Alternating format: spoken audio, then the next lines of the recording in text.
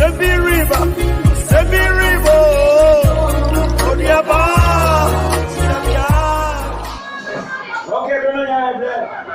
Go see the video. Papa, change your phone. Send power.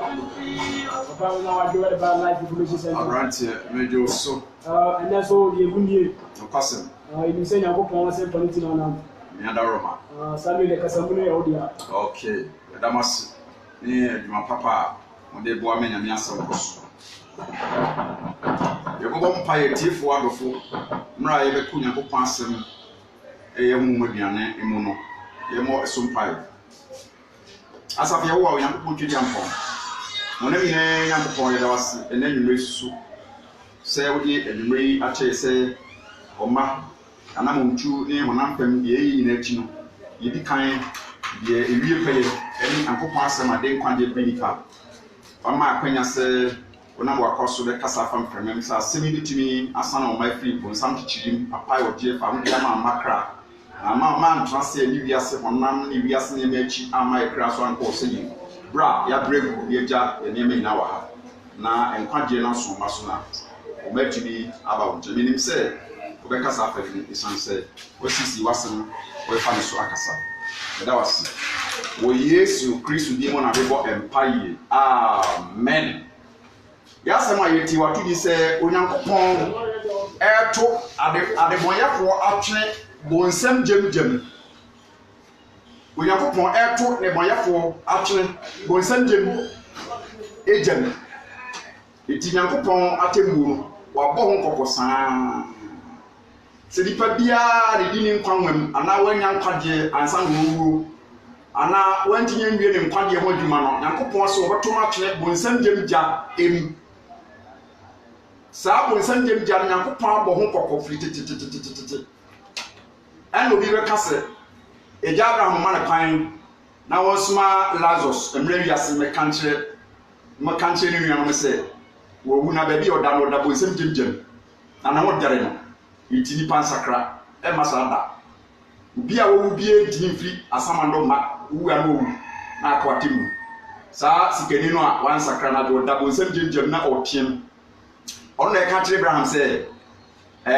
on suma lajo so mre wiase nso na kachi jasa pakafo ye kan mutie na mutie ne yebi Onyankopon atemmu no dresa esiso nti sa atemmu no eye bonsam jemja nipa bi a wantini yankwagye ansa no wuo no yo bedi na nyina wie na uwu a se woni nkwagye na wodi ni kwan mu a Nyankopon beto atwene enti obeto atwene bonsam jemja no na me beken kan obeto atwene enti atemmu no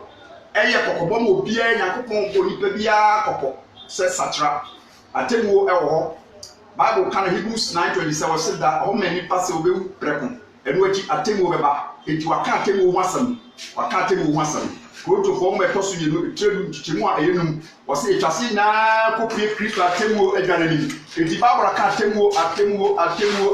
mo kase ne boyefo na atemwo ye se yato atene bonsam jemja no eti yato atene yato adeboyefo atene bonsam jemja yato atene no na be kan ho asam nti na me kan tro atemwo kakra Nyankopon aka atemwo ho asam eti osidan twase nyina usikani o oniani o president o onini o abofra o panyi o akokora o yenyina be kwa kopi Nyankopon atemwo adwanani ubia be kwa kopi enti asomafo ni metredu enson chichemu aduasa baako asomafo ni metredu enson chichemu aduasa baako so kasafa atemwo se Nyankopon idadi asiwo anu yi be na bi asiwo wonam so bu wiase atan training nti atemwo ho asam no hwesama kan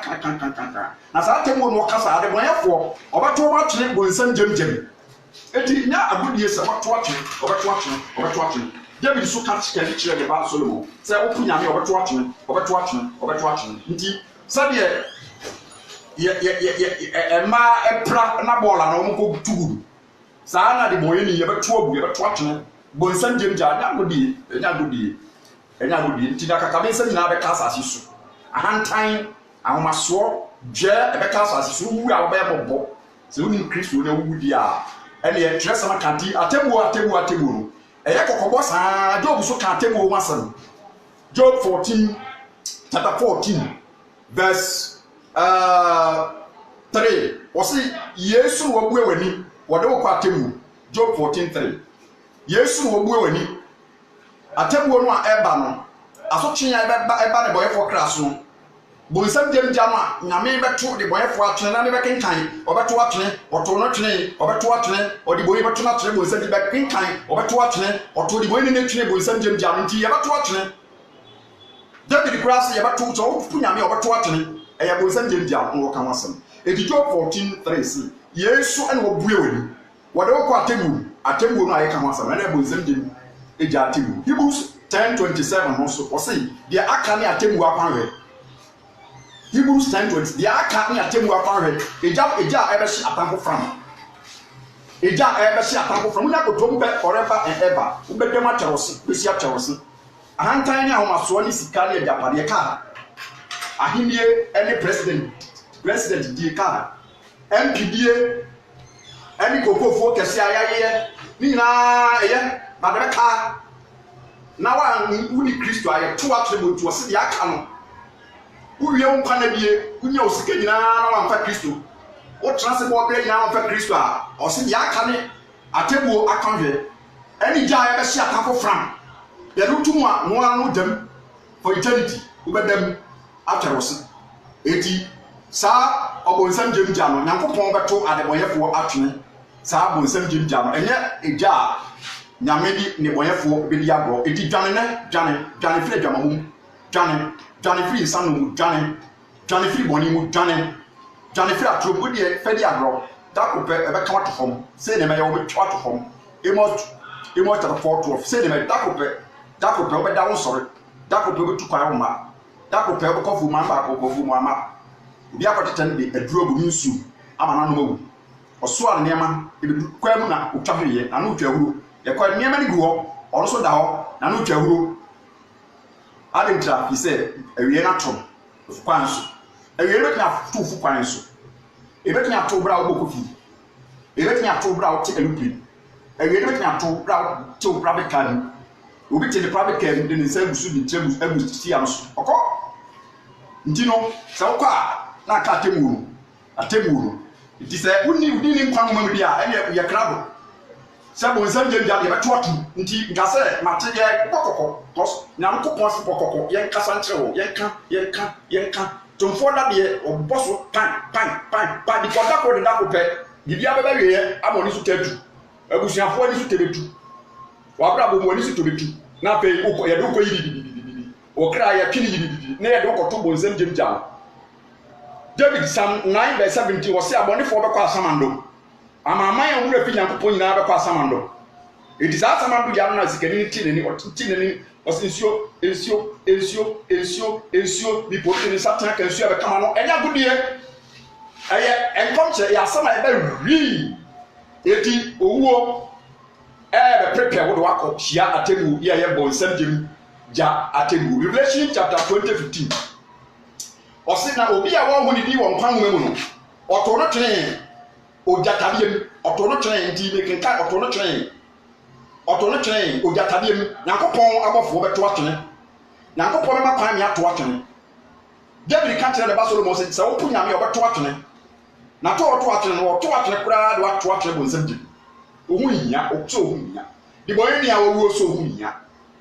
di boy ni a wo so adan dimo e beto na atwene eti enkwade de obi mfo bi nkwade amodi obi mfo bi adwen sakra ma obi asakra ma akra wo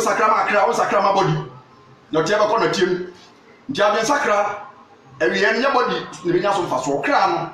e de be nya so mfaso nya so okra asem se ne de ya de asoro aboso nka nkwade asem ne adwen sakra asem no konkro ya asem no se ngeni pa fa so be be ne ka afofo ye ye pa kasati abone ye kasa fa adwen sakra yesisu ye ne dai oma mo hira so je ayarasa ye die dai no to wa because eno de nke bonus sangi etimi si adwen sakra so dua ni nipa tie sakra kamoni ni kasa tie twamamo kasa tia polygamy awadodo kasa tia ansanom kasa tia winom ya dwene ya se me break carbon anim bible so ripa ba me de wasi Israel fie wemfo tie menum asem bɔ nkɔkɔma me ka kyerɛ ɔbɔne fo so obewu no ankasa kyerɛ no a owu a metwe aso di kasa kyerɛ di moyini ni si obewu o krɔmfo ka kyerɛ so obewu o bɔne akatua na owu o ka kyerɛ wɔn se ka kyerɛ wɔn se bi so kɔwensa ni obewu dako de dako owu a asama ne kra enya kwan ma heaven ne kra be kwa ko da be dia be ne wo bonsam gem kasa trentin ka sofo ye bibre na ne sika ni bere ne kwa monne ne adwe monne ne se ye pe ni pa do ne correction do anka ke ni pa bebre pa so ko be sika o me be yi ke ministers ni MP fo ne ni pa wo di tuni wo man ni DC fo kan kure die be ko so amoma na ye but se oni pa kase ba na so ya on tiri se tiri na mompa ye nka boni ni kasa dia bone se ni pa no wi na te wo ne se so ye Kristo ni ya sakra ye mo aba ko no ewi aba sika ye ni tax ewi bi bibia abai ya sha onsa di no kre nyame nhia no echen ahonya nyame nhia eche sikenya nyame nhia eboro ahimie so enso no enkwadi asempa na adensa sa konkro ya asempa eso no kredie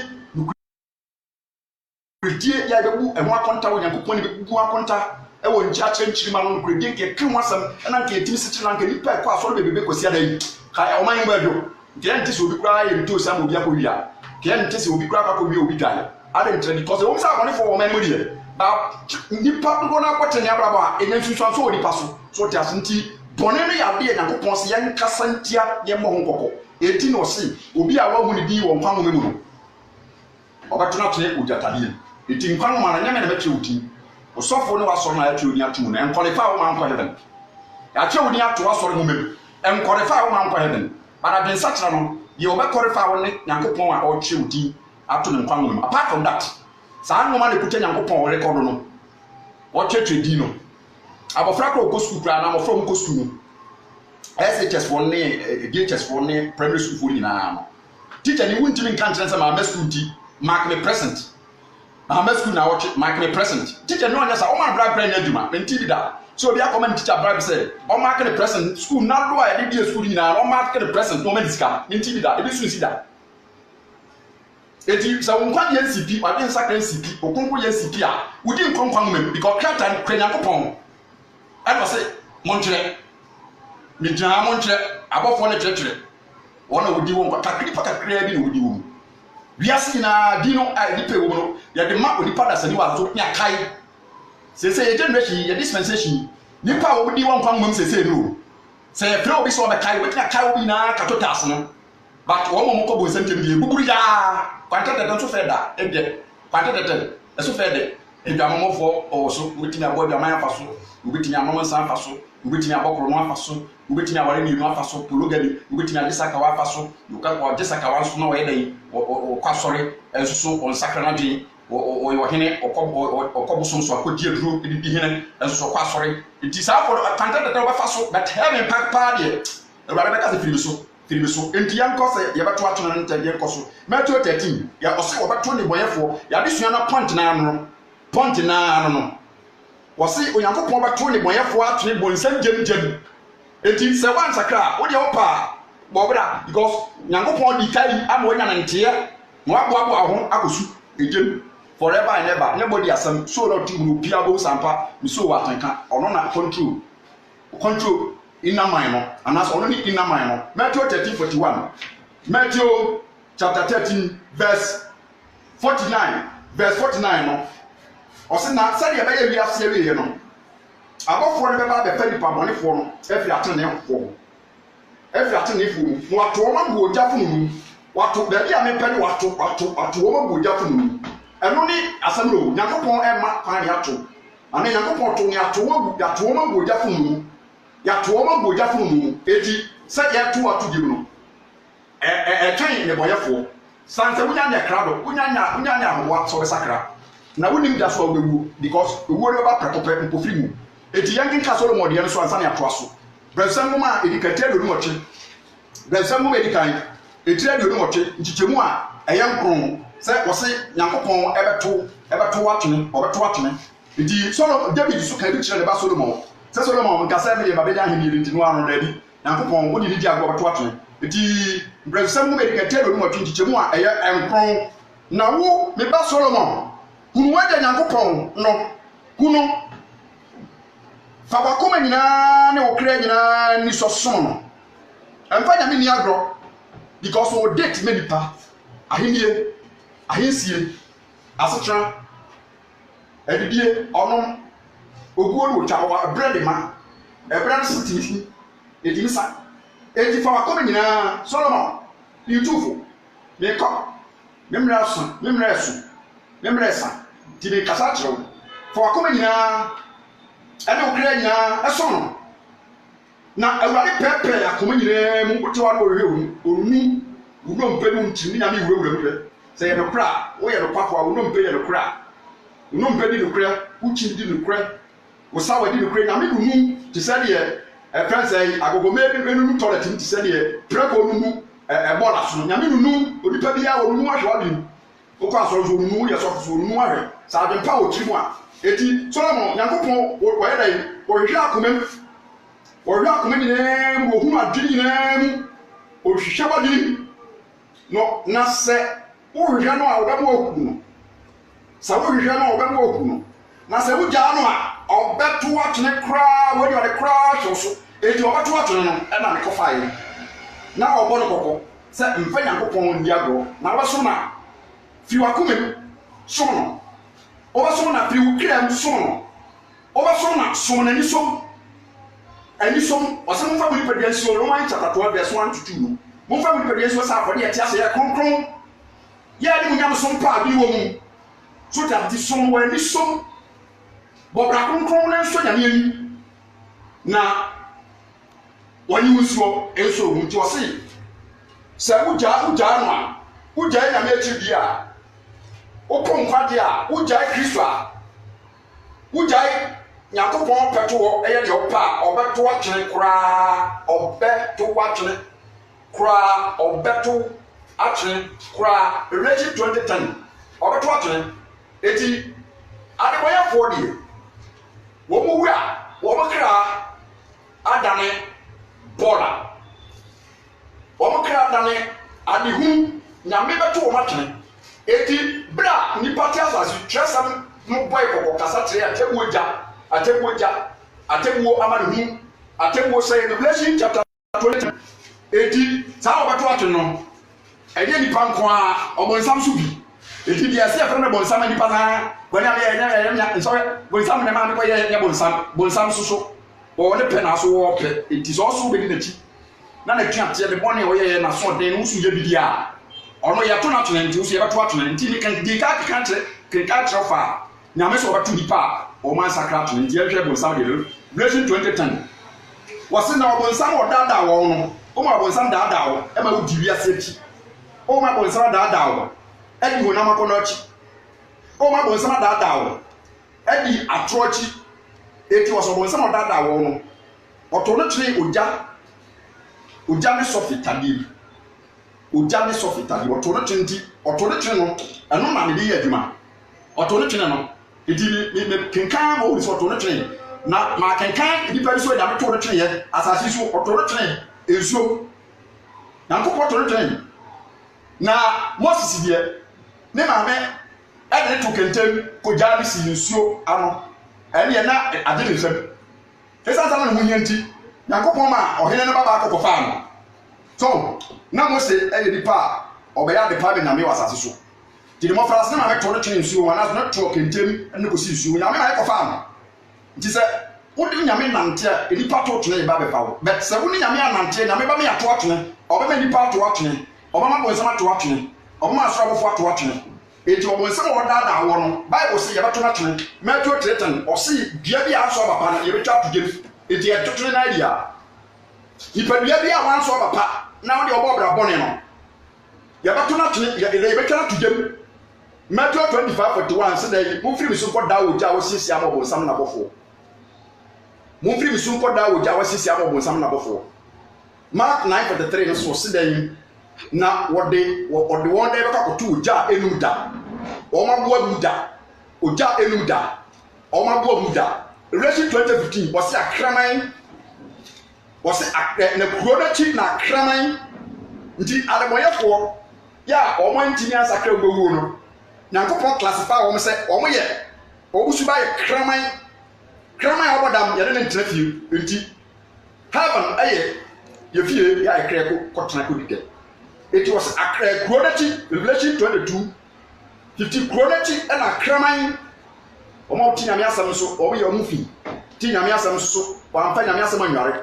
ti nyame asem wa ama nyame asem anhye na tare fita o ti nyame asem so pu nyame asem o ti nyame asem enso wa amfa mu enyam kagye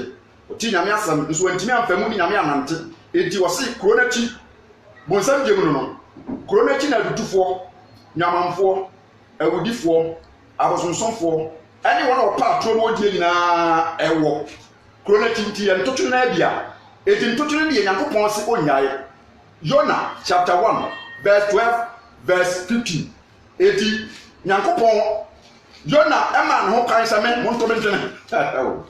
ma ya bia nye nsese ka me ye saa de ma monto mentene Jonah chapter 1 verse 12 verse 15 wonu ana kan ye o na yam kinkan fi 11 no ye ntra na obisa no se edien e na ye wo wona wama epo asochi bo akodo no be mem kodo no be bo ye nyerewu eti Jonah semia de bonia masodin Nyankopon asoma me se di fo me ko kan sampa Nyankopon se me ko kan sampa nche ni wifo no ye obesa kuro nti me ko kan kire omo me ka kire omo so omo nti a be se obe Nyankopon be se me se nko mi dwane eti cheme yam tini si mi dwane akota asos ka mi ko ni wi ana me po isa me nko mi dwane eti kodo no ebe bo no ebe bo be me se mo antuma ntwene eti verse 12 Jonah na kan yo wa obeka se yam to ntwene se wantimi ansakra mfa Kristo so kra de nkona trase e namfosem enije enkomodie obu ana brabo the whole day so re enkomodie nko anantie asemfredie anase okobedi ana okodeduma oni ada busy for money every day busy for money Nyankopon asebini yankenka tresem onne nyame ase so prenka se nyame me de waso amade ato mfa ho nti wode saa dakro na wafi ye twi mo hwe na ansan obi afiri mo kuro ba akoso na o me prage ye twi mo me saa te se de na ansan si kuro hayi o me twi mo me saa prage na bua fa so muntum elipa be wo ni de be prade e ye o mjini obi wu na se wo anfa de so afiri na akotna prage na pega prage na ba ko di twa ho a o se ye mo chem so ye mo chem so ko so wu ya ensabo de bebem nti se kasa kire wo nti wo mo prage na muntum ama eno so asa kofa asa foforo na ba what you asenti Jonah say men okatre na ndichewudu mienu Jonah chapter 1 verse 12 na okatre say ya to atno na misiso we de nya me na se mto nche won ase me sasa mto me twene yes ade papa ya se me ye me kokanya nsam kire nipa no mte sakra na nya me gye wo no me se ne nkoka me pe me nkwade me pe me bambo enti wo mo se de ne yenye wo na de ne yenye wo na puye gusu huri agyae ana Jonah katre wo se Monfame na montomentene punumu monfame ni Jonah na montomentene punumu montomentene monjije so mbawu ma ya bonye tie Nyankopon ma ya bonye tie ni mifo ma ya bonye tie mo ma nya nyaso pa se nipa nya me kasa tewa ye sitie ntam so ma ya di fo so defo di fo de gaso fa nya me asem ntam osofo de ye se fa nya me asem ntam also maya sodin edimo na dai montomentene apunu na apunu ba jo amamo na minimse min Jonah minimse minti ana hu kase yi aba no so hawa aba yi ase no covid-19 hawo no yare a ni nyarewa ewiase ayeden inflation aba le piwan efi obi na ya saa obi apunya me asem no akose tuni bi ase da bia ye to niema mu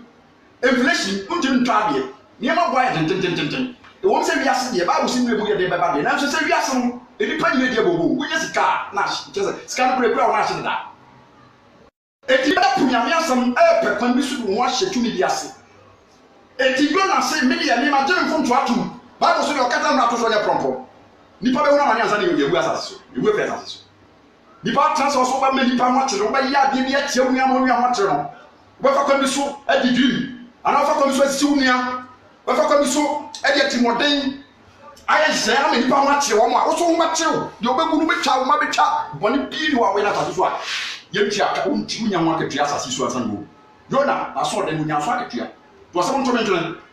ya to aso kan be san Jonah asem ntomentene verse 15 ana wo ma Yona so ona kan yo so mo to bentene di e beto atwe no eyiye na me de so we man na me nipa bi eri we da me hu ne su bi da abofo kronkron bo apam wo mo Lucifer mpa na ho ofesa angels nya wa pam wo ma to na to ne Bible so Lucifer e to do tire fi so ba asase so kasa se kunue wo sama ba wo bo ma boro eti wo sin verse 15 ana o ma Yona so to no twene apuru mu ana o ma Yona so to no ya da atri puru mu na puru jaye beja ewiase akodu beja abrabo ye beja sikasama ye beja ni pa abrabo beja na nante ni na ho oboni na nante be kuri me ba wa omusuba ye beja honhom a ye Yona honhom asode wewo ni pa mfa kanten ye ba kan da won faso no kure kan won faso osi so abranti a kese nante sam ani di sam nsan ema ni biase afefe de won gitina se obayi ye kire na fe wa ko sha ho kire ni amanim eti wase mo ntomentene na mo ntom eti Yona chapter 1 wase mo ntomentene Yona chapter 2 no Yona ya to na twene bo tujam wase Bible say o to no twene ye no ade nyame asiesie bro nsudesu na obe mena no di chapter 2 na Yona eda bo nsuyam ana wo bo mpaye awurade me da purubu mu awurade me da sama no gunu mu ba hu ye hiam ena mi su me fra wo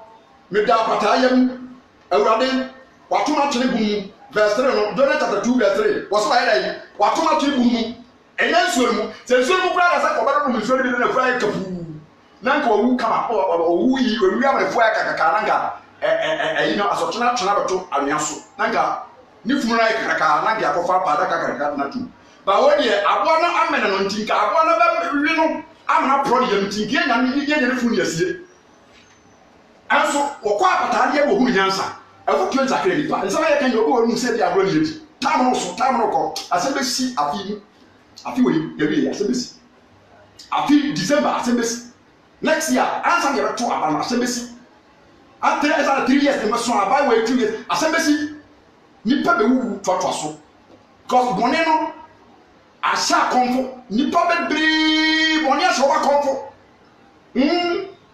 asembesi o asemi ba eti wosi waidai watomi atwene egunu watomi atwene egunu apo akomem wohwiamyo atwame ho ahia wohwiamwo atwame ho ahia watomi atwene no yesa gege bi obesi 6 na watomi twene kwarasan odiase kwarasan ya tomi tse ayo a ayadai kuku a yade ne ma kuku a na da asa ya sa kuku ma sa kuku ya ya sha do ya moamo ni ade wache kukuom ni ade wasi jaso eti waso watomi atwe kwarasan eti obi ati mayime ya tomi atwe na so wo awade wudi me nyankopon Yona ebo mpaye sere bone fache besan Yona chapter 2 na Yona na awade kasa tira pata no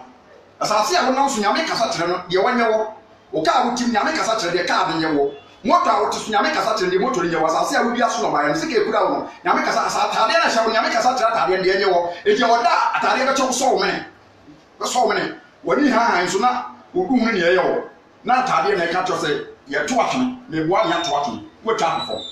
eti wi ase we no ahanya ye bia se tade de ani bia ta ko bompaye kuma awurade drama awurade bia se ni bre ko nyame se no me ani mo ni mre ko bonsema ni abre ti mu nyina piti nyina mu didi so nsi ni kwan bonsama fa bufo kase ba so mo fa didi nsi ni kwan wo se mo fa didi katabo mo fa didi cham didi cham mo fa tene katabo Ephesians 6:14 no tene katabo sasi so se yamfa no kure mo yimu no kure wo se yamfa didi cham the shield of faith wo se yamfa no kure mo yasene wo se yamfa yakopon so bi asempa no awoda so hye nan ase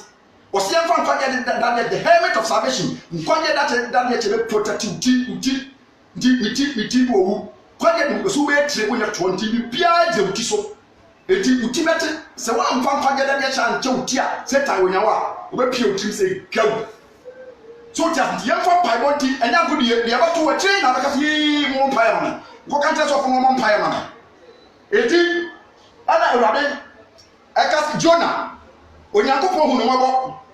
Jona chapter 2 no Jona ebo ahunu mpaye Jona chapter 3 no awade asamba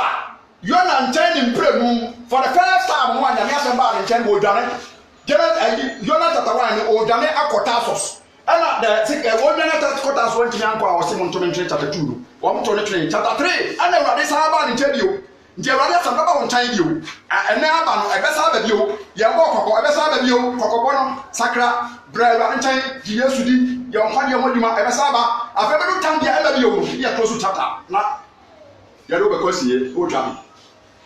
ya gai Jonah chapter 3 wasi na awurade asem ba Jonah nkyɛn ni premu sɛ sɔre kɔ ne ni kuro kɛseɛ nkɔ paa asem wa me kama kyerɛ wɔ mo ana Jonah tio ahade yɛ hwɛ Jonah kane yɛ onyane na ahade yɛ sese yɛ ayɛ yie ɛfotuo nsakra nipa o de yɛ mpomfa na ti Yakobon so ati ana Jonah sɔre nam awurade asem so nhyanka nyame din da amen nhyanka nyame din da amen ana Jonah nam awurade asem so esi mu kɔ ne ni oh praise God hallelujah amen amen enso na ne ni wie kuro kɛseɛ na nsan wɔde twa ho hyia na Jonah frase hyɛ kuro no mu na nte dakoro wɔ pai ka sɛ akade bianan na ne ni wie mutu akade bianan na ne ni wie mutu akade bianan nyame sɛ ne wie fo tie ense bi wa interested pa na enwa say we as nipa de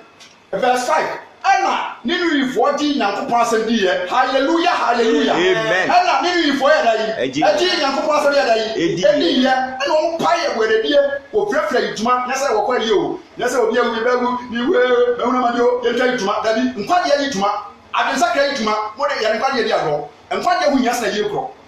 nkwa de adensa kra hu nya say we twa ituma wa yi ase eyi ba de tantuma ba ku biiru miensa enso so ye tantuma e wo bra ye tan kwade ntuma kwade atade sakra o e mo ye o ti wo si na wo friefra yutuma fi wo mu nkitwa ne akase so e kosi akuma so verse 10 no Yakobon hu wo ne ye no sa wasane afi wo mboni ni wo kwa mone so no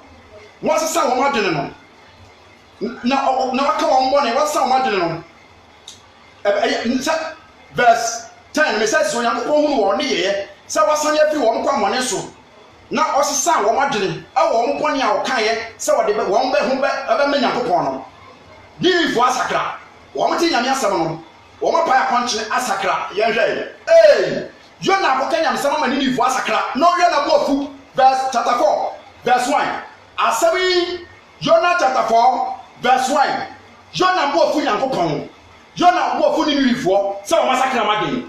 sa wo masakra yeso nyame de wo moni ache wo mo na boni o kan se wo be ye wo mo anye wo mo nyame ka so wo be twe wo maso wo masakra nyame se ne twe wo maso Jonah bo fu sofo be mi sofo a wo mpade asafo masakra wo mpe wan sofo be ne desa odifo a wo kan adensa kira sam kire na soroma won si boni so dia on ka boni anim won kasa empeda tene won kasa tia bonsam odifo Jonah ana asam no anye Jonah de Jonah chapter 4 asam no anye dai anye Jonah de kura se nyame antwe wo maso na ne bufu yi Jonah bo fu se Yakobon anye dai antwe ni wifo na aso edi verse 2 no na obise Awurade se Awurade enya asem a me da so me wa asase no so me kan ye yenti na me ye ntem se mi dwane makota so ebise me nim se wo de wo ye Nyankopon odonfo ani boguruhufo obuchefu wado ye doso wo se sanwadene wo su a wo de eba ho afi Awurade me kra fini mu eyama me se me wu se me de betrase ase bo me ntibida Jonah se Nyankopon ase me kan na da ho na da ho no me Nyankopon me nyawo me hu pa se de wutia me kan se we Nyankopon boguruhufo enye nyame ye boguruhufo enye Nyankopon yo domfo adofo nyame yo domfo enye Nyankopon wo so tiri bonete so nipa no ka boni a yo kata no to so ne prompo ye mu ka boni no ja nyame de charo me hu se nyame wo ye nyame bo fata Nyankopon asaba me kan na da ho no kume me pesa trase se wantwe ni wifo aso kume wo do mboni ata wo kume asaba ni ya to aso enje ye bewi ana Awurade asam se Jonah ni Nyankopon nya asam se ni wifo asakra nyame antwe wo maso nti e ka obi nkona ka wo ko bo nsam e ka obi nkona ka yare aka to dem e ka wo odifo mponi wo so fo mponi e ka obi nkona ko ne obiase e ka obi nkona ko wan kwa sore e ka obi nkona ko anu ndo to ama do dokum yesu di mu sai baba yesu di nyame beto yesu di nyame pa ahudi ama wo yesu di mu beto wo fi bone ne ponsa ne baye mu bone ma kono nku edaba mo nku ensa no nku nyame beto so ba yesofo so ba kanya nsam ba se Paul amantam so se di kanfo e so so bi wo mpesa so ba yesofo na so ba yesofo wodi fo wo mpesa so ba yedifo so ba yedifo o se pakani bi wo mpesa so ba yesa pakani e tuon kan kure ntra wo ba yesa pakani wo ba yedi pakase ne ye mu ketwa wo na ba na kase wo se e kafo be bi kan e di bi to so wie no wo se Yona se kume se kwa ntwe ma so kume asebe wani asebe ni na awurade ka tira no se eyese wo bufu Yona eyese wo bufu na Yona fiadi afiri kuro mu na okotra kuro po e bo obo sisi bi ho no trasi eninu mu enkosi se obehunu adekode a ebeye kuro otan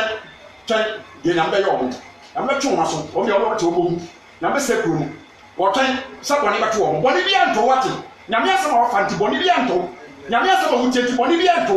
nyame asema wuchenti wo shabra sesa nyame asema wuchenti benya yarasa odifo bi o hye nkoponi so obewu wo be sara won sani so obewu benya mpa nyame asema tu benya mpa amen verse 6 na urade yankopon siesie na nkora na ya efe kata Yona so e ma na tifi nyanyu o tra ho no ma hwe de beto wo ni nyame edina die besi wo de kusu e de yi nunu ma no na eyi ni fi na ho yiyam sa awia na ma no ho yiyam na Yona eni de anankra ma bia no bia na anankra ma no Yona eni de ho nyame ma na yakusu kata so na awia mo no verse 7 ade chi ye no awia pue no onyankopon siesie abo bi e ma ne fiti anankra ma no mu e ma no poi nyame cheda Yona se nyame ntwe ni bifo aso ene nyankopon so anche wo maso ene Yona bo fo no akota awiam ene nyame de dua besi wo no be dua na ma ni niu afedi Yona ko e ko kenya msem ba ya ni nyame asoma bo bia ma do bo dua ni ma dua na wu ya hwe de besi aha so ni bo fo na ade tie no awia pue no onyankopon siesie abo bi ama ni fiti anankra ma ni mu bi anankra ma bia ni mu ama no poi ya hwe be se na ba se awia pue no onyankopon siesie pue mframa onyame siesie sa abo na ko bo anankra ma bia ma ni wi ade nyankopon siesie awia na e ba se awia pue no onyankopon siesie pue mframa emu ya hye wo cheda ma mframa emu wo hye mframa no e bo ma awia mu wo hye na awia no ko Yona tifi ama no to piti na se waye boto ba waye mre wonyanyu awia no bo sa nyame hyeda ana wo sere se anka wo ebio kume wo si wo ya ma mesere nkwa afere nyame no busina asem ye be wie asem verse 9 ado nyankopon ka te Yona se eyese wo bufuo anankra ma no ho ana adanti na anankra ma no a eyo na bia na mama abo abom na apo no ni nunu nya fi usoro ogu afu ana Yona bu ase ane eye ma me se bi bufuo eye ma se bi bufu di ko owuo mi bu afu sa na bawu bia na awu ni ti so mi bu afu verse na Awurade ka se wo de anankra ma no ho asam ne ya wo ya na so wo nya ho aduma bia enye wo na wo ma ni nyiye eba na de kro no a ele se ya na de kro no a na me de ye ni ifo kro kasie ni pa bebo wo pe abionu mienu ya woni mo bekum ni wo nifa efi abo abi su wo mu no e wo mo asam nya be ya eti se be ku wo mo wo masakra nku wo mo nya be ya eti wo de wo se ni ndua na nku no kro ya wo mo masakra nku wo mo na me ba yo papa wate di Yesu e ba be hia wo odifo bi etimi sa wo hyebere edifo ni kwa hye di pasa hyebere odifo no sakra go grapa na ya because wo be hu nyame kwan se ya bia wo nto edifo so ya hu nyame asem so mpa de so konkro ya bra so ti nyakopon e be chisane mu ama mo ye mo mpa ira de be wase shawasem suma asem mo murem na mfa wo de ne fa wo de mre wo ma se da wo ma betine nya fa wo de tinya tu nkwa de anamo ye tinya nya nkwa se be ya wo ja no se ya wo tu ade boye kwa tu no cry ti asem pa no bia cry ti ko teje du si obonsan kwan na ye di su ko ne be da wase wo Yesu Kristo di ma ne bo mpa ye amen be the number tuja 0249 67 57 61 0249 67 57 61